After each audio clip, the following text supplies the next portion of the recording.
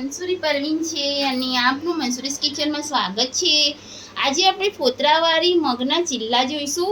તેના માટે 200 ગ્રામ આપણે ફોતરાવાળી દાળ લીધી છે, તેને આપણે ધોઈ લીધી છે। તેમાં નાખવા માટેની કોથમીર છે, જેને આપણે સમારી લીધી છે।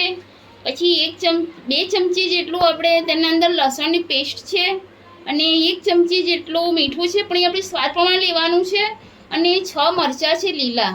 તે આપણે હવે મગની દાળ જે છે ને તેને આપણે ધોઈ લીધી છે। હવે તેને આપણે ક્રશ કરી લઈશું।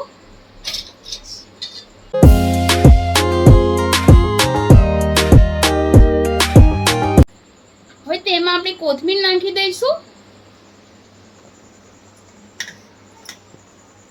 હવે તેમાં જે 6 મરચાં આપણે લીધા છે તે નાખી દઈશું।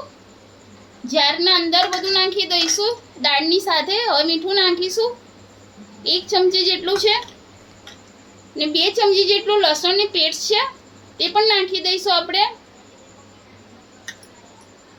હવે તેમાં પાણી આપણે નાખીશું થોડું।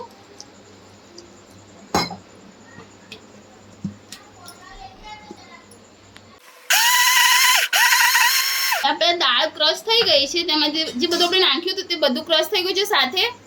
હવે તે આપણે કાઢી લઈશું તપેલીમાં। હવે આપણે ગેસના ઉપર તવો મૂકી દીધો છે। પુલ્લા તો